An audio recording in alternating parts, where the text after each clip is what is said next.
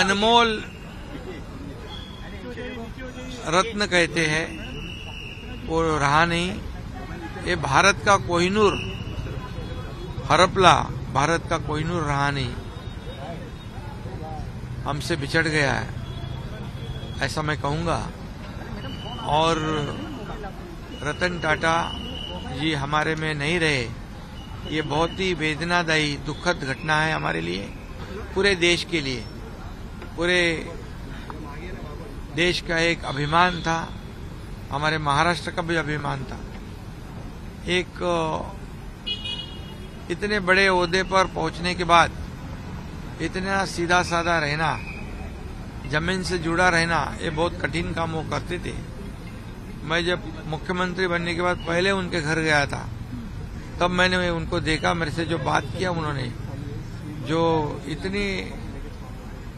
इतना व्यक्तिमत्व जो है उनका, डाउन टू अर्थ, एक सीधा सादा रहना, मराठी में हम कहते हैं सादी राहणी उच्च विचारसरणी। और लाखों लोगों को उन्होंने उद्योजक बनाया।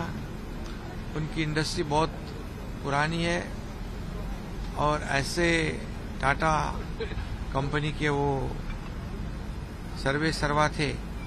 और आज मैं यही कहूंगा कि उनको देखकर लोगों में ऊर्जा आती थी, प्रेरणा आती थी। और वो हमारे महाराष्ट्र और हमारे भारत देश का अभिमान है, स्वाभिमान है। उन्हें हमारे सरकार ने उद्योग रत्न पुरस्कार, उनको कई पुरस्कार मिले, पद्मश्री, पद्म विभूषण, और जो भी पुरस्कार उन्हें मिले, उनको देने से उस पुरस्कार की ऊंचाई बढ़ गई। ऐसे उनका कर्तृत्व था। और लाखों करोड़ों लोगों को खुद के पैरों पे खड़ा करने का काम उन्होंने किया है।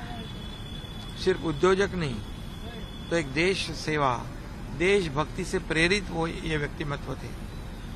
ऐसा इंसान होना, दोबारा मिलना, ये मुमकिन नहीं है, मुश्किल है सर। और इसलिए मैं उनको महाराष्ट्र सरकार की ओर से और महाराष्ट्र की तमाम 12.5 करोड़ जनता की ओर से भावभीनी श्रद्धांजलि अर्पित करता हूं।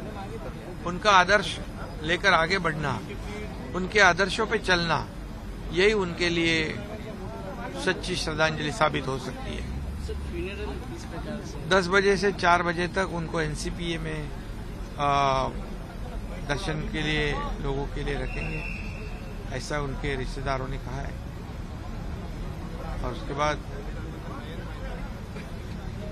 आगे की अंतिम विधि उनका होगा, बदली में होगा, ऐसा कहा होगा। मैं फिर एक बार उनको भावपूर्ण श्रद्धांजलि अर्पित करता हूँ। देखिए, रतन टाटा जी ये एक बहुत ही सफल उद्योगपति तो थे ही, लेकिन उससे भी बड़े व्यक्ति के रूप में हम उनको देखते हैं, क्योंकि जिस प्रकार से उन्होंने देश के लिए और समाज के लिए काम किया है, उन्होंने केवल सफल उद्योग नहीं खड़े किए, एक विश्वासार्हता खड़ी की, एक ऐसा ब्रांड खड़ा किया जिसने हमारे देश को एक ग्लोबल इमेज दी।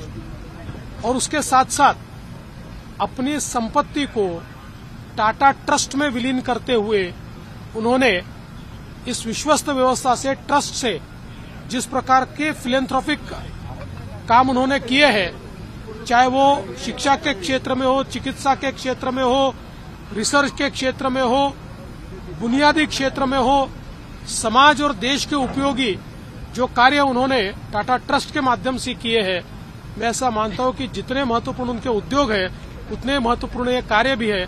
इसीलिए एक बहुत बड़े मन का व्यक्ति आज हमारे बीच से चला गया है। देश के लिए ये बहुत बड़ा नुकसान है।